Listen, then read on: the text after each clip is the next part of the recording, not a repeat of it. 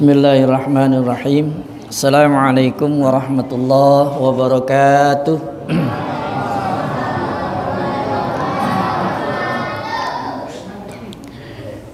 Alhamdulillahilladzi amarna bil ittihadi wal i'tisami bihablillahil matin. Asyhadu an la ilaha illallah wahdahu la syarikalah. Iyyahu na'budu wa iyyahu nasta'in. Wa asyhadu anna Muhammadan abduhu wa rasuluh al-mab'utsu rahmatan lil alamin. Allahumma shalli wa sallim wa barik ala sayyidina Muhammadin wa ala alihi wa ashabihi ajma'in. Amma ba'du. Qala Allah ta'ala fi kitabihil karim. A'udzu billahi minasy syaithanir rajim. Bismillahirrahmanirrahim. Wa idza sa'alaka 'ibadi anni fa inni qarib ujibu da'watad da'i idza da'an falyastajibu li wal yu'minu bi la'allakum yarshudun. Wa qala an-nabiy sallallahu alaihi wasallam ud'u Allah wa antum muqinuna bil ijabah. Sadaqallah wa sadaqa rasuluhun nabiyul habibul karim. Bapak Ibu, saudara-saudara jemaah salat maghrib yang mudah-mudahan semuanya mendapatkan rahmatnya Allah tabaraka wa ta'ala. Alhamdulillah, segala puji hanya milik Allah. Allah yang menciptakan kita, Allah yang menggenggam jiwa kita, Allah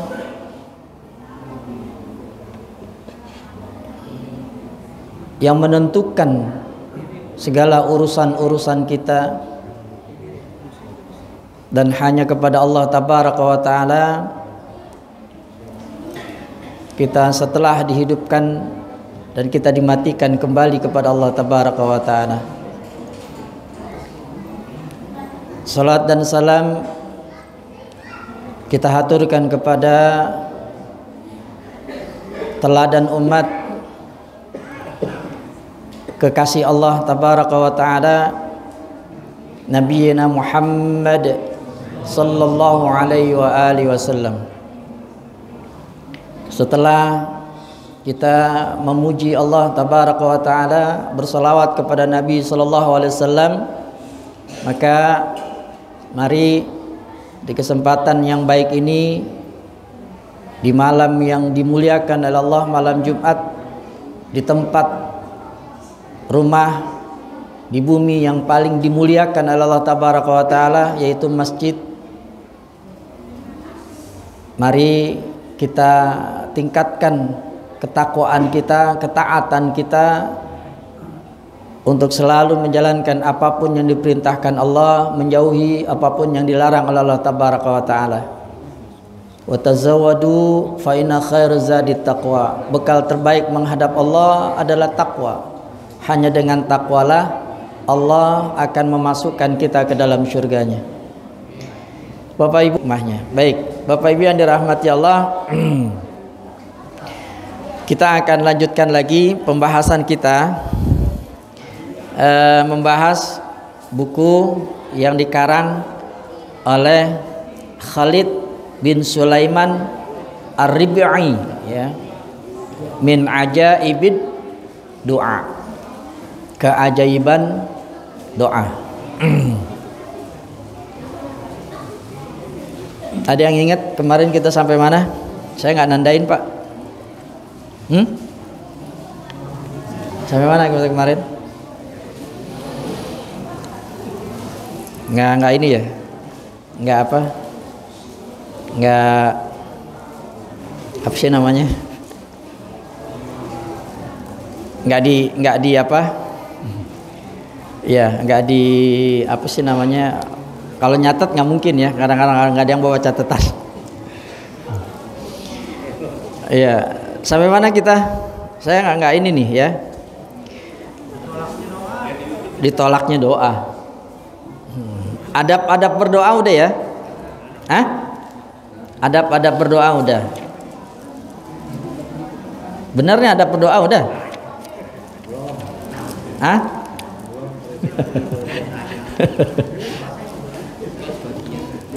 Udah sebagian Pak ya. Berarti kita sampai adab-adab berdoa. Saya ulangin, adab berdoa adalah memulai memuji dengan Allah, bersalawat kepada Nabi ya. Jadi kalau doa jangan langsung ya Allah enggak gitu, tapi memuji Allah dulu ya. Minimal baca alhamdulillah, minimal baca alhamdulillah. Setelah itu Allahumma sholli ala Muhammad, lalu angkat doa. Dan ditutup lagi dengan selawat. Ditutup lagi dengan selawat. Dan berdoa itu juga jangan pada saat lagi miskin aja, lagi susah aja. Berdoa juga pada saat lagi seneng, lagi bahagia, lagi kaya, banyakin doa. Ada kisah orang Kuwait. Nah, ini saya ceritain ya.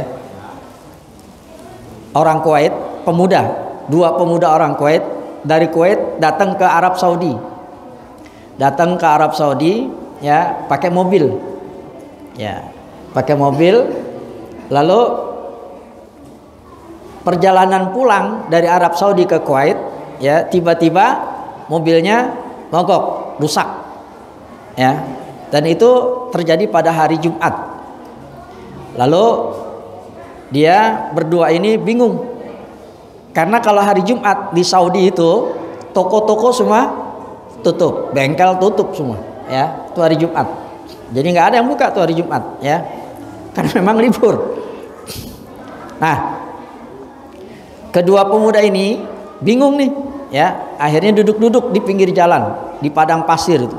Kalau yang udah pengen tahu yang udah kesana nanti kelihatan itu jalanannya itu panjang, itu cuma kiri kanannya padang pasir. Nah, mereka duduk-duduk di pinggir jalan. Ada yang satu pemuda ini berdoa, ya, berdoa kepada Allah Tabaraka wa Taala, ya. Salah satu doanya diantaranya dia bilang sama Allah begini, ya Allah, ya, aku selalu berdoa kepadamu dalam keadaan senang, maka sekarang aku dalam keadaan susah, tolonglah aku. Diantaranya doanya gitu ya. Panjang doanya nih, saya coba cuma ngebahas itu aja. Jadi doa jangan cuma pada saat senang, jangan cuma pada saat susah, pada saat miskin, tapi pada saat senang, saat kaya juga banyakin doa. Nah, kayak pemuda ini dah. Lalu lagi putus asa seperti itu, tiba-tiba datang mobil mewah. Mobil mewah datang, berhenti pas di depannya dia. Ya, orang yang nyetir mobil mewah itu keluar, lalu nanyain, kamu ngapain di sini? Iya, diceritain. Ya, ceritain. Mobilnya mewah. Ya udah, kamu ikut saya. Ikut. Pakai mobil mewah, datang ke rumah mewah. Di rumah mewah itu ternyata itu adalah Amir kota Madinah. Amir kota Madinah. Lalu disuguhin makanan segala macam. Udah habis makan, suruh cerita gimana. Akhirnya mau betulin mobil, tapi kan pada tutup. Tapi karena itu adalah Amir, ya, pemimpin di Madinah, maka akhirnya disuruhlah ke bengkel yang sudah ditunjuk itu, dibetulin mobil itu. Selesai dibetulin, ya, diisi bensin segala macam, mereka baru pulang. Subhanallah, ya. Dalam perjalanan pulang dia selalu memuji Allah Tabaraka wa Taala. Jadi ingat, berdoalah pada saat kita lagi senang, pada saat kita lagi kayaknya, lagi senang-senangnya, lagi bahagianya, banyakin doa. Sehingga nanti pada saat kita susah, Allah akan bantu kita. Ya, Allah akan bantu kita. Ini seperti kisah nyata dua pemuda Kuwait ini. Merendahkan suara dalam berdoa, jangan teriak-teriak kalau berdoa, kenceng kagak, pelan kagak, ya. Merendahkan diri dalam berdoa, ya, jangan jangan menyombongkan diri, ya. Terus terus menerus, ya, berdoa itu terus menerus, jangan putus, Ya, jangan putus terus berdoa setahun 2 tahun bertahun-tahun terus saja. Kalau memang belum dikabulkan terus saja minta gitu. Bertawasul kepada Allah dengan tawasul yang syar'i, ya. Wabtaghu ilaihil wasilah, dan carilah wasilah yang mendekatkan dirimu kepada Allah. Apa wasilahnya? Ya banyak melakukan ketaatan, salat berjamaah, datang ke majelis taklim, banyakin sedekah, ya, banyakin zikir kepada Allah. Itu wasilah itu. Wasilah doa-doa kita dikabul oleh Allah tabaraka wa taala. Mengakui dosa, ya. Mengakui juga nikmat pada saat kita berdoa. Tidak memaksakan diri dalam bersajak dalam berdoa, mengulang doa 3 kali. Boleh ya, mengulang doa 3 kali, ya. Allahumma alaika bi Quraisyin. Saya udah ceritain ya. Masih ingat ceritanya? Allahumma alaika bi Quraisyin, ya Allah binasakanlah Quraisy. Wah, habis orang Quraisy Nabi doa. Binasakanlah Quraisy, binasakanlah orang-orang Quraisy. Nabi sendiri orang Quraisy. Siapa yang dimaksud? Ada di situ ya, disebut Abu Jahal, ya, dan lain-lain di situ. Apa namanya? Kisah tentang Nabi waktu sholat di depan Ka'bah lagi sujud ditaruh kotoran onta. Nggak ada satupun yang berani ngangkat kotoran itu. Yang berani adalah Fatimah Az-Zahrah putri Rasulullah SAW. Waktu itu ternyata Fatimah masih kecil, Pak. Ya, masih kecil. Umurnya sekitar 6-7 tahun. Ya, saya baca ceritanya tentang kisah ini, ternyata memang benar cerita ini sahih, ya, sahih. Jadi Nabi benar-benar pada saat sujud di depan Ka'bah ditaruh kotoran unta, banyak ternyata kotoran unta. Makanya Nabi nggak ngangkat itunya, kepalanya waktu sujud itu. Nggak ada yang berani, satupun nggak ada yang berani, ya, untuk mengambil kotoran unta di punggung Nabi itu yang ditaruh oleh orang-orang Quraisy itu, Abu Jahal dan lain-lain. Akhirnya Fatimah datang, ya. Dalam kisahnya itu Fatimah menyebut mereka itu, orang-orang Quraisy itu orang-orang jahat, ya. Kalian orang-orang jahat, kata Fatimah Az-Zahra. Dan orang-orang Quraisy itu ada 7 orang di situ semuanya. Dan itu terbengong-bengong itu, ya. Anak kecil itu berani sama pembesar-pembesar. Di antara situ ada pembesar-pembesar, orang bangsawan Quraisy. Ya, akhirnya Fatimah sambil menangis ngangkatin kotoran di punggung Nabi itu, ya, kotoran di punggung Nabi. Setelah selesai, Nabi bangkit, selesai sholatnya, ya. Lalu Nabi berdoa itu, ya. Allahumma alaika bi Quraisy, disebut nama-nama satu-satu, Abu Jahal, Utbah dan lain sebagainya. Di situ ada 7 orang agar mereka dihinakan oleh Allah, mati di sumur, ya. Sumur apa tuh? Sumur Aqiqah, ya. Lupa saya. Nah itu, dan itu benar kejadian. 7 orang itu dihinakan oleh Allah, mati di sumur itu, ya. Dan Nabi membaca doa itu sampai 3 kali. Allahumma alaika bi Quraisy, Allahumma alaika bi Quraisy, Allahumma alaika bi Quraisy, 3 kali. Jadi boleh, Pak, ya, berdoa itu sampai 3 kali diulang-ulang, ya, diulang-ulang. Terus berdoa menghadap kiblat, ya. Jadi berdoa yang baik itu adalah menghadap kiblat. Dan berdoa itu mengangkat tangan ketika berdoa. Angkat tangan, ya, pada saat berdoa mengangkat tangan. Jadi dikatakan inna rabbakum tabaraka wa ta'ala hayyun karim yastahyi min 'abdi idza rafa'a yadayhi ilaihi an yaruddahuma sifran. Sesungguhnya Rabb kalian yang maha suci lagi maha tinggi adalah maha pemalu lagi maha pemurah. Dia malu dari hambanya jika dia mengangkat kedua tangannya kepadanya untuk mengembalikan kedua tangannya dalam keadaan kosong. Maksudnya kalau berdoa angkat tangan supaya Allah kabulkan doa kita, diantaranya gitu, ya. Terus berwudu sebelum berdoa. Kalau lagi nggak wudu gimana? Wudu dulu. Karena Nabi melakukan itu, ya. Di sini ada kisah cukup panjang tentang sahabat Nabi yang bernama Abu Amir, ya. Yang bernama Abu Amir, yaitu Ubaid ibni Amir, ya.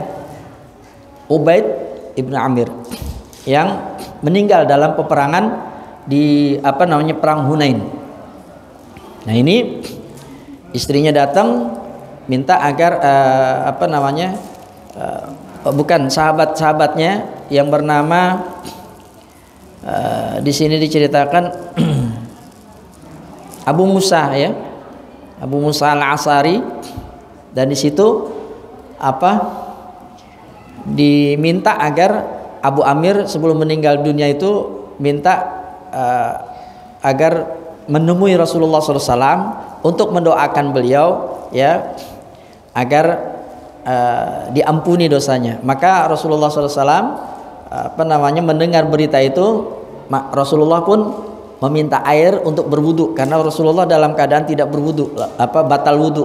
Lalu Rasulullah berwudu, setelah berwudu baru Rasulullah angkat tangan berdoa, Allahumma gfir li Ubaidi abdi Amir, ya Allah ampunilah Ubaid Abu Amir. Jadi gitu, berwudu dulu ya. Kalau batal wudunya berwudu dulu. Menangis pada saat berdoa karena takut kepada Allah tabaraka wa taala. Ya. Menangis.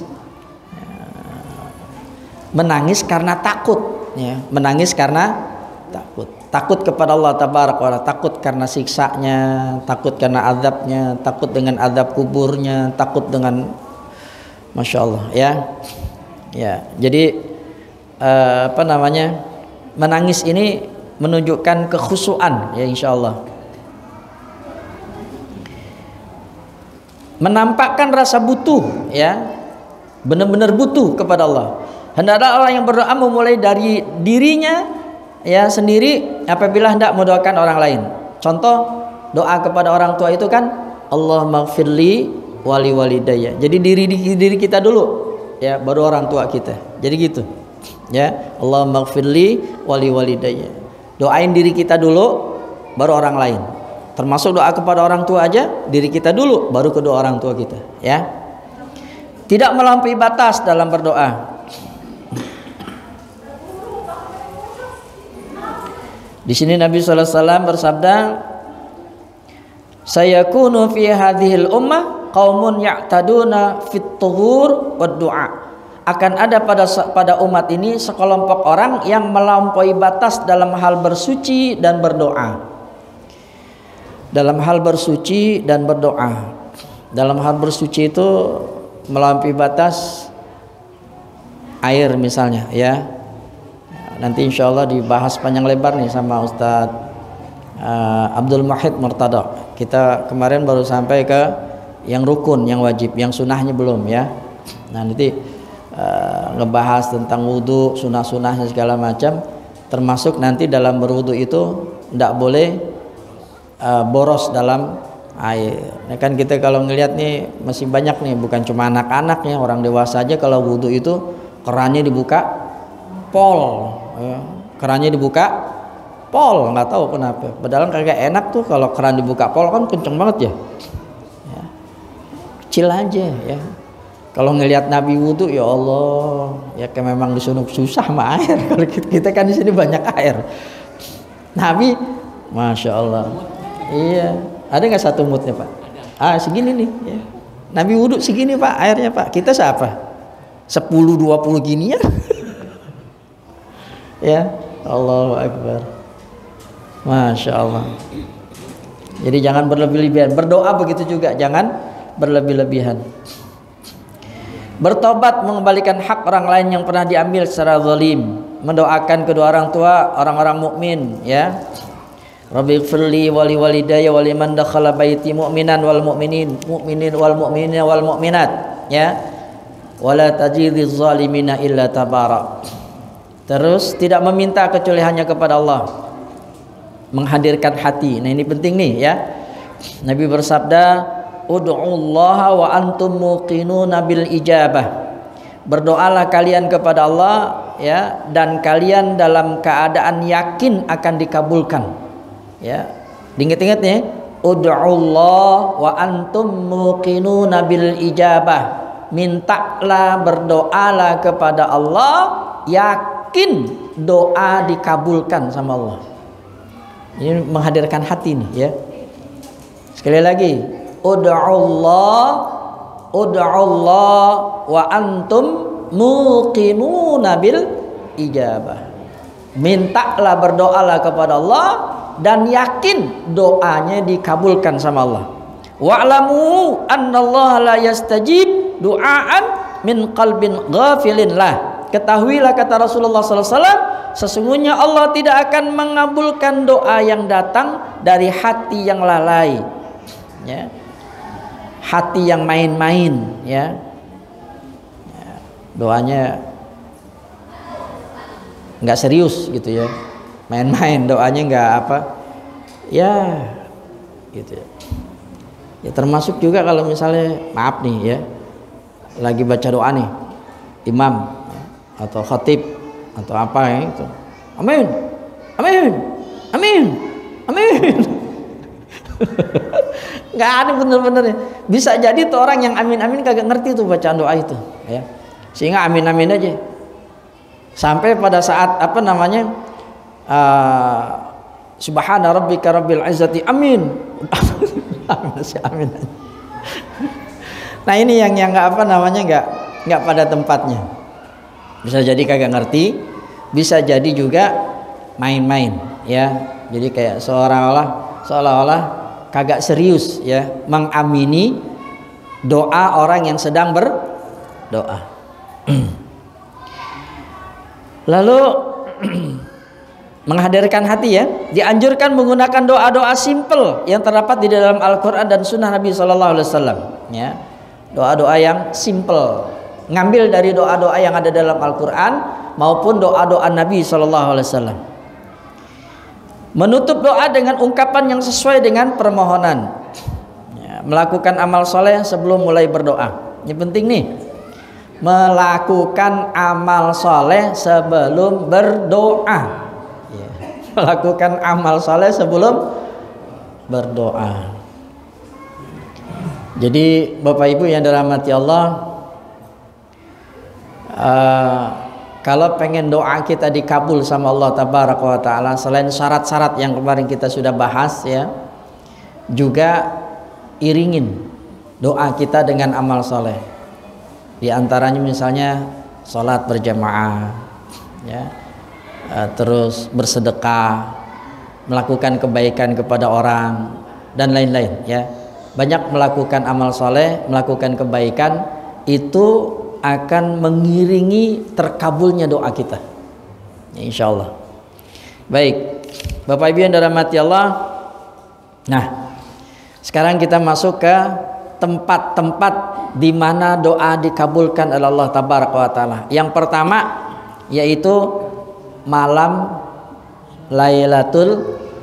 Kenapa dipilih yang pertama? Karena memang Pak, kalau Bapak Ibu ya di malam Lailatul Qadar, dan itu malam Lailatul Qadar, lalu benar-benar kita berdoa pada saat itu dengan doa yang luar biasa, kita menghadirkan hati kita, kita benar-benar memohon kepada Allah Tabaraka wa Ta'ala, dan benar walaupun kita nggak tahu itu malam Lailatul Qadar, kalau memang benar itu malam Lailatul Qadar, insya Allah dikabul sama Allah Tabaraka wa Ta'ala ya.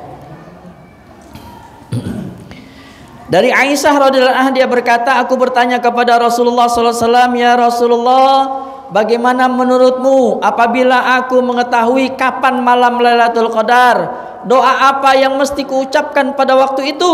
Nabi SAW bersabda, quli Allahumma innaka afuwun karim tuhibbul afwa fa'fu anni. Ucapkanlah, ya Allah, sesungguhnya Engkau Maha Pengampun lagi Maha Mulia, Engkau senang memberi ampunan, maka ampunilah aku. Kok minta ampun ya? Ada nggak suka kita gitu bertanya? Kan malam Lailatul Qadar, malam di mana doa pasti dikabulkan. Gimana malam nggak dikabulkan Pak? Turunnya Al-Quran, Allah turun, para malaikat turun ke langit dunia di malam Lailatul Qadar ya. Tapi Nabi malah ngajarinnya, Allahumma innaka afuwun karim tuhibbul afwa fa'fu anni. Itu doanya itu ya. Doanya minta agar Allah ngampunin kita. Kok minta diampunin? Coba Pak, ada nggak pernah? Kenapa nggak minta apa namanya berkah, nggak minta rizki, nggak minta apa lagi, minta hajatnya misal apa kan gitu ya. Ya Pak Anwari, pernah nggak kita berpikir seperti itu? Ini doa diajarkan Nabi kepada Aisyah radhiyallahu anha, istri beliau. Yang bertanya, apa doa? Kata Aisyah, kalau aku tahu itu malam Lailatul Qadar, apa doa yang harus aku panjatkan? Pertanyaan Aisyah. Dan Nabi menjawabnya, Allahumma innaka afuun karim tuhibbul afwa fa'fu anni. Minta agar Allah ngampunin. Coba, ada yang nggak pernah kita berpikir seperti itu? Kenapa nggak minta yang lain, minta ini, minta itu kan gitu? Kenapa minta ampun? Bapak Ibu yang dirahmati Allah, banyak nih salah nih. Salat duha adalah salat, katanya salat buat dapat rezeki. Makanya pada saat salat duha yang minta rezeki. Minta rizki ini, minta ini kan gitu ya. Ternyata dalam banyak riwayat Rasulullah SAW itu kalau sholat duha, habis sholat duha ya, zikirnya Nabi SAW adalah istighfar. Iya. Jadi zikirnya Nabi setelah sholat duha adalah banyakin istighfar.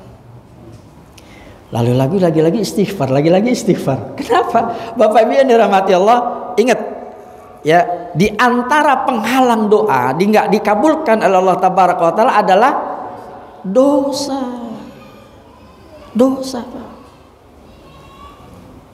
Kalau dosa kita udah diampunin sama Allah, kita udah benar-benar nggak punya dosa kita udah diampunin sama Allah, maka apapun bisikan hati kita yang kita minta dikabul sama Allah Tabaraka wa Taala. Itulah kenapa Nabi kita Rasulullah SAW mengajarkan kepada Aisyah radhiyallahu anha di malam Lailatul Qadar, kalau memang itu malam Lailatul Qadar, mintalah ampun kepada Allah Tabaraka wa Taala.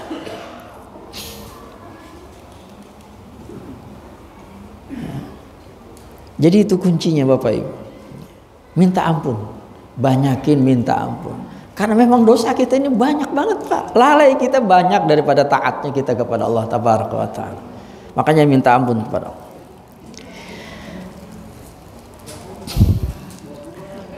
Waktu, tempat dikabulkannya doa ya, selain malam Lailatul Qadar adalah taat kepada kedua orang tua ya, taat kepada kedua orang tua. Birrul walidain ya, berbuat baik kepada kedua orang tua ya, menyayangi kedua orang tua, tidak durhaka kepada orang tua, bersikap baik, berperilaku baik kepada kedua orang tua, memperlakukan dengan sebaik-baiknya kedua orang tua kita. Itu ternyata ya, itu ternyata di antara doa-doa yang akan dikabulkan oleh Allah Tabaraka wa Taala.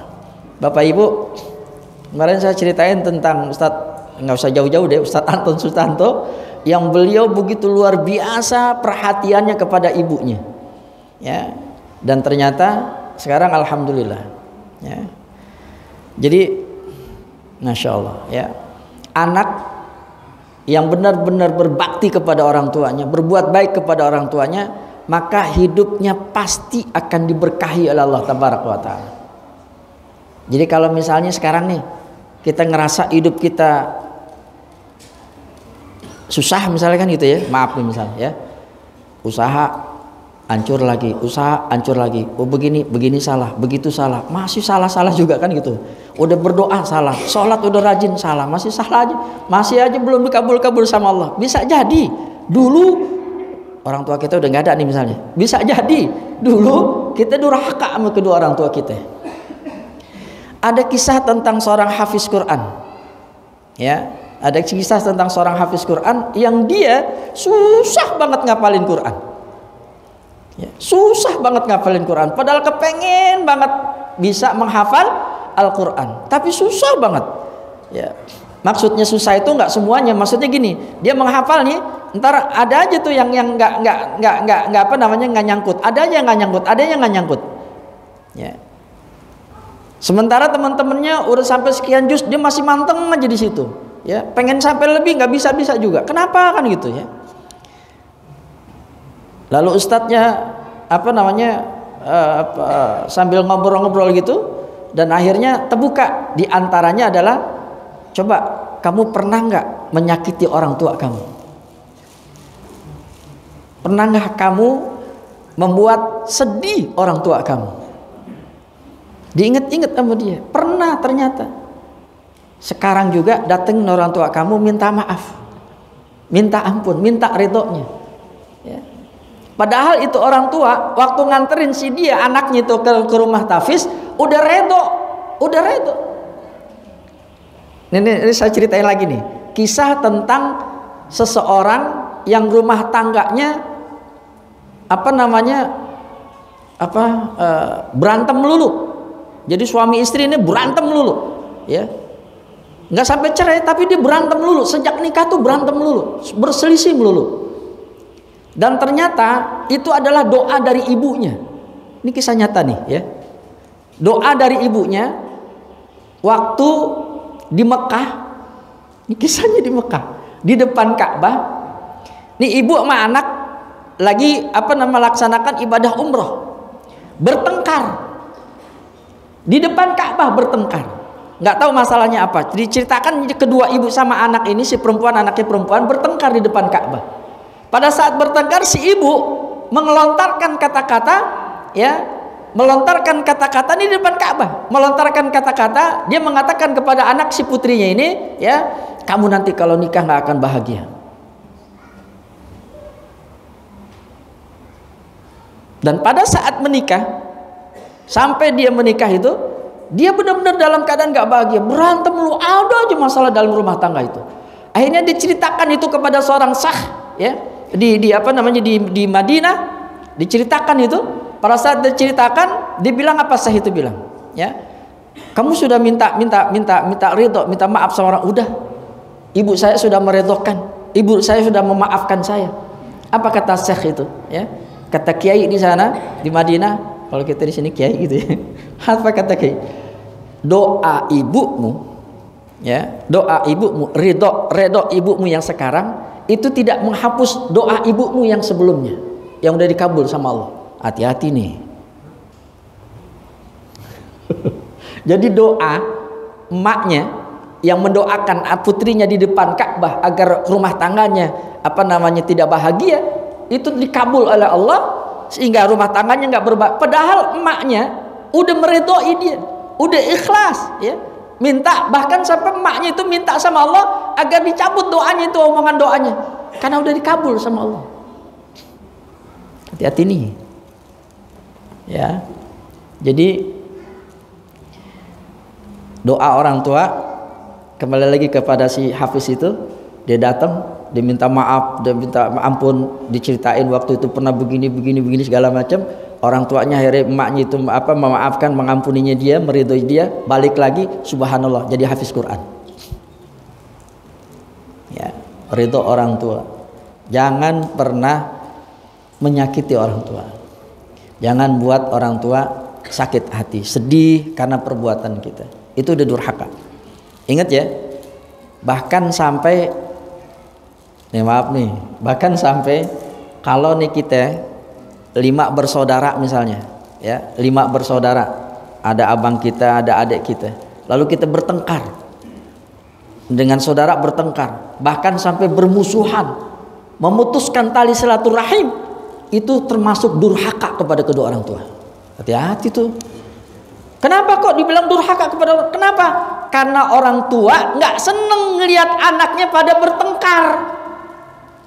Itu seorang tua nangis.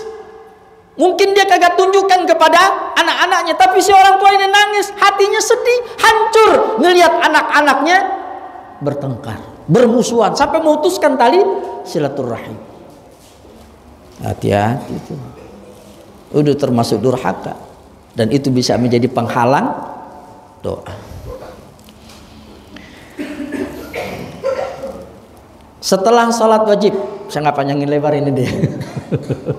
Pokoknya gitu, jangan bikin orang tua sakit hati sama dia. Berbuat baiklah sama orang tua kalau pengen doa kita diijabah sama Allah.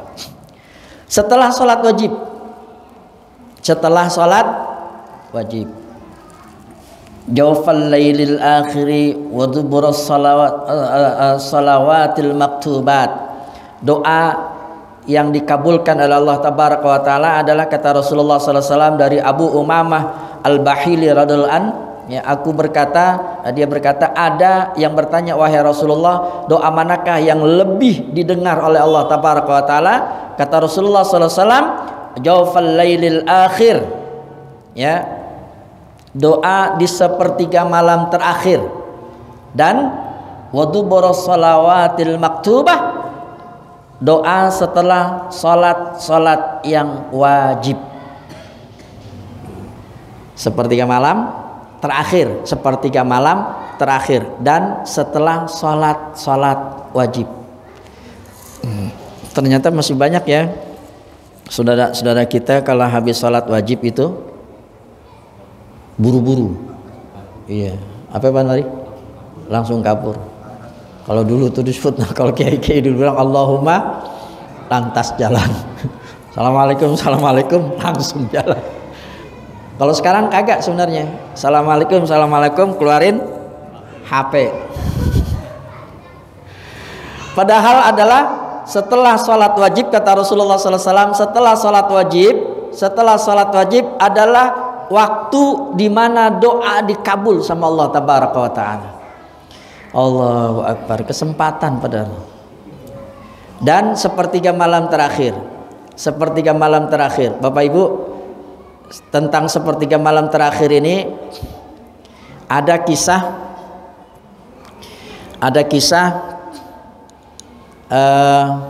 tentang pemuda.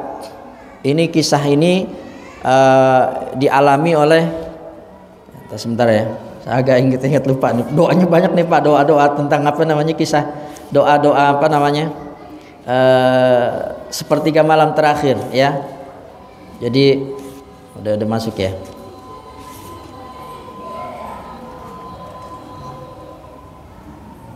Jadi Bapak Ibu yang dirahmati Allah, kalau di antara kita ada yang pernah ngalamin ini, benar-benar dialami, dan subhanallah benar-benar dikabul pada saat itu juga ya. Jadi itu ya.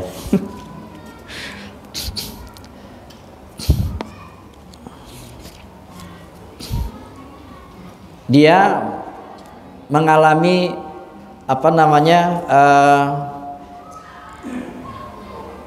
di satu, ya Allah, kok jadi lupa ya.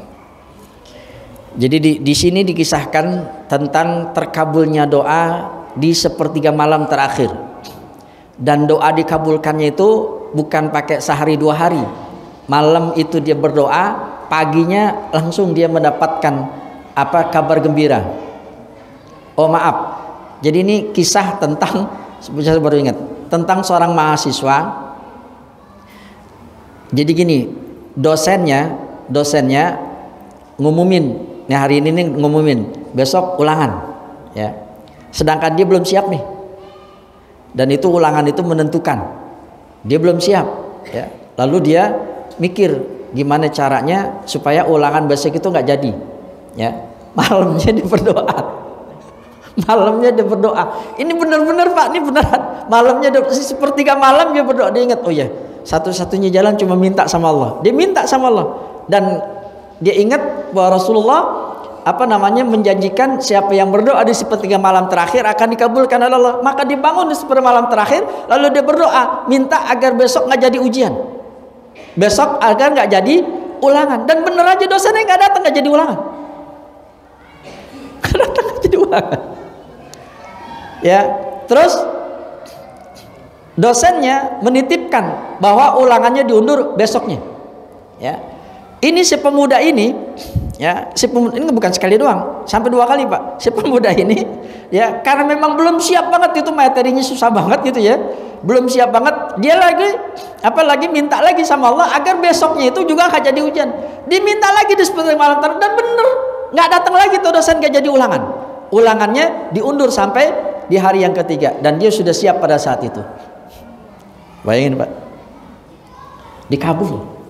Tapi tentu pemuda ini mungkin wallahu alam beliau sudah memenuhi syarat-syarat dikabulkannya doa, gitu ya. Insyaallah. Baik Bapak Ibu yang dirahmati Allah, sudah masuk waktu Isya, dan terakhir ya tempat kondisi waktu doa dikabulkan oleh Allah, yaitu memperbanyak ibadah-ibadah sunnah setelah yang fardu. Memperbanyak ibadah-ibadah sunnah setelah yang fardu. Setelah yang fardu kita kerjakan, yang wajib kita kerjakan, sholat wajib kita sudah lakukan, kita lakukan dengan baik, dan dilakukan juga sunnah-sunnahnya. Di antaranya adalah dengan berjamaah. Padahal berjamaah sebenarnya bukan sunnah juga, termasuk adalah wajib gitu ya. Jadi dikerjakan sholat fardunya dengan berjamaah yang laki-laki. Terus juga melakukan sholat sunnah, rawatibnya dan lain sebagainya. Jadi lakukan amalan-amalan sunnah, maka itu akan membuat doa-doa kita diijabah oleh Allah Tabaraka wa Ta'ala. InsyaAllah nanti panjang lebar tentang masalah memperbanyak ibadah-ibadah sunnah setelah yang fardu ini kita bahas di malam Jumat yang akan datang. Ya, InsyaAllah malam Jumat yang akan datang, saya sudah konfirmasi kemarin pada saat acara Subuh Putih dengan Ustadz Amin Karim. InsyaAllah beliau akan memberikan perdana ya, awalan kajian tafsir Quran ya, malam Jumat keempat ya, dan nanti bulan berikutnya malam Jumat pertama, jadi bisa berturut-turut, jadi besok malam Jumat pertama keempat, terus besok bulan Februarinya di malam Jumat pertama. Jadi karena memang beliau mintanya di malam Jumat yang pertama gitu ya, kajian tafsir Ustadz Amin Karim, dan malam Jumat ketiga kajian hadis kitab Riyadhus Shalihin oleh Ustadz Agus Setiawan. Baik Bapak Ibu yang dirahmati Allah, ini yang bisa saya sampaikan, mudah-mudahan bermanfaat. Kita tutup sama-sama dengan kafaratul majlis. Subhanakallahumma wa bihamdika asyhadu an la ilaha illa anta astaghfiruka wa atubu ilaik. Lebih kurangnya mohon maaf. Hadanallahu wa iyyakum ajma'in. Assalamualaikum warahmatullahi wabarakatuh.